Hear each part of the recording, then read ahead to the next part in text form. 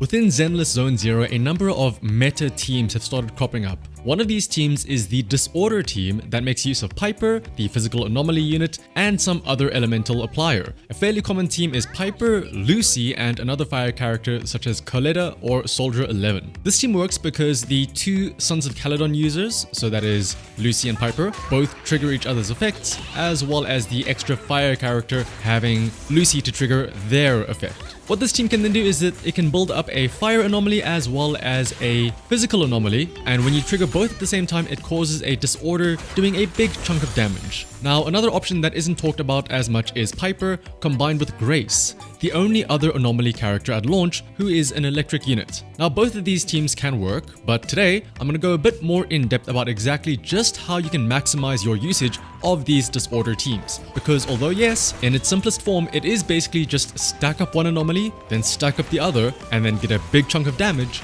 there is a lot more going on in order to get that big disorder number. But first, the basics. As mentioned, anomalies are triggered once enough of a certain element type of damage is dealt to an enemy. This can be seen by the circle slowly filling up next to the enemy's health bar. If multiple anomalies are being accumulated at once, then the most recently used attack type will be shown.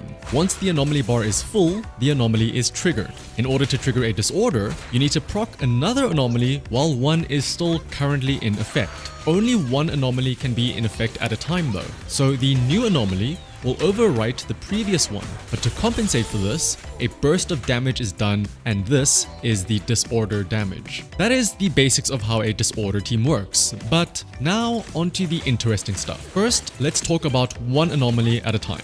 It's very likely that in your team, you'll be using multiple characters that have the same element to try and activate their additional abilities. This means that you could have multiple characters that can build up the same type of anomaly. You have to be very careful with this though, because who you use to build up the anomaly gauge actually matters for the resulting damage. Take for example my team of Grace and Anton here, both of which are electric types. In the first clip here, I am only using Grace to build up the anomaly gauge. Now, once the shock is triggered, the enemy takes an extra chunk of damage whenever it is attacked. That is the shock anomaly. And you can see that the damage caused by this shock is upwards of 1000 damage per hit. However, if we have Anton, who is significantly weaker than my Grace, build up the anomaly himself, once the enemy is shocked, you can see that the damage taken is much less. It's not just a matter of who it is that triggers the effect though. If we have Grace contribute 50% of the gauge and Anton do the other 50% of the gauge, the result is, as you would expect, roughly halfway between the two previous numbers, because each of them contributed half of the amount of the anomaly. So that is the first point of business, to make sure that you are building up anomaly with the correct character. But speaking of building up anomaly, the other thing you want to do if you are going for a disorder is to try and build up the two anomaly bars at the same time, switching between the two elements as you go along.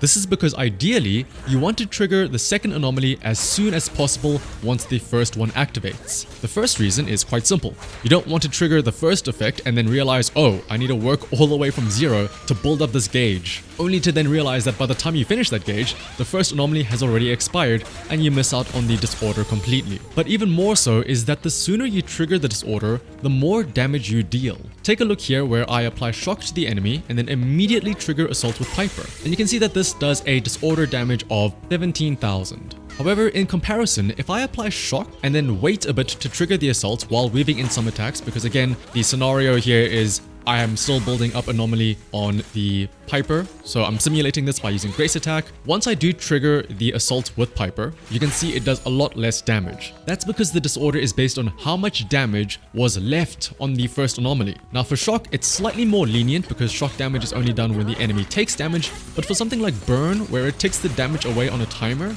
regardless of if you attack or not, any time lost on triggering that next anomaly reduces the disorder damage quite a bit. Now, speaking of triggering anomalies as soon as possible, you may have noticed in those previous two clips that Piper triggered the assault as soon as she attacked. And that's because there's actually a very easy way you can make sure that the anomalies go off exactly when you want them to, as close as possible. This is because the anomaly is only triggered if the damage being done is the actual on-field character that you are controlling at the time. What that means is that if you switch your character mid-animation, even though the attack is still going off, and still doing damage and still accumulating the anomaly gauge, if you are using a different character at the time, the anomaly will not be triggered. This actually goes for stuns too. So you can use one character, and if you don't want to have the anomaly triggered at that very moment, all you have to do is just switch characters before the attack actually finishes. This means that you can have full control on when exactly you want to proc your anomalies and in what order. On that topic, the order in which you proc the anomalies is also a huge factor too in the amount of damage done by disorder. So far in these tests, I've not really been using Grace's passive, which increases the shock damage taken by an enemy by up to 36% when there is another Belobog construction or electric unit in her team. But now this will change. Remember, the disorder damage is based on the remaining damage that was meant to be done by the anomaly that is being overwritten. So you would want the stronger anomaly to be the one that is first and removed. And for damage over time anomalies like shock, that is the ideal option, because this means that you get all of that damage up front in one go. So here's what happens if you use your disorder by triggering assault first and then shock. Now of course this is 8,205, less than in the previous test, but again this is on a different enemy, different settings and stuff like that. However, if we apply shock first while taking into account Grace boosting the shock damage thanks to her team boost, and then we apply assault, you will see that the disorder damage is significantly higher. All of this just because of the fact that we changed the order in which we activated our anomalies. And again, you have a lot of control over how to activate this because you can charge them up at your own pace and you can trigger them exactly where you want them to. So as you can see, disorder is pretty strong. Now, whether or not this is going to be the new meta over mono element and high crit rate teams like the current Gigawell, Lycoan, Ellen, Soukaku team, that is yet to be seen.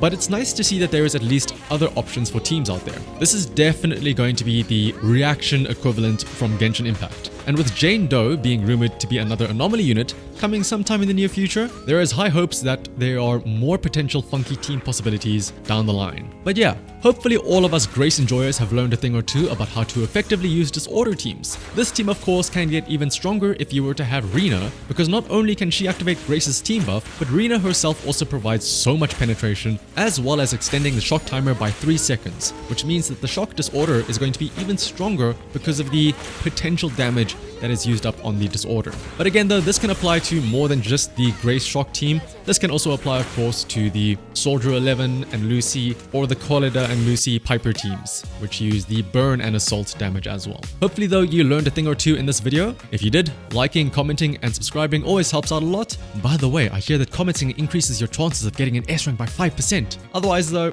thank you all for watching. See you next time. Bye.